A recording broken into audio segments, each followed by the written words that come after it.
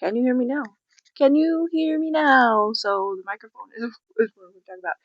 I tried this once. I don't know. I think I just need to restart the app, but it wouldn't. It was like what? I filmed a whole video with no sound. Video and a half actually. Anyway, so you can tell that this microphone is indeed plugged in because you can hear the sound changing.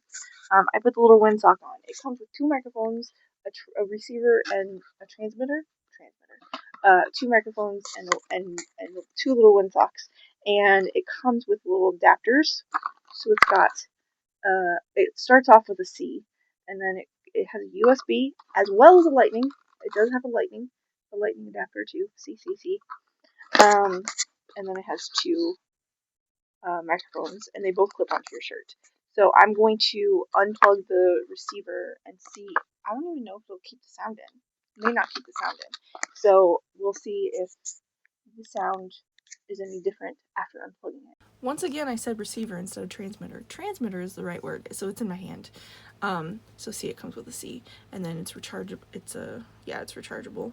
It's a C, and the microphone's a C as well. The microphone's on, but you shouldn't be able to hear out of the microphone. It should just be the phone.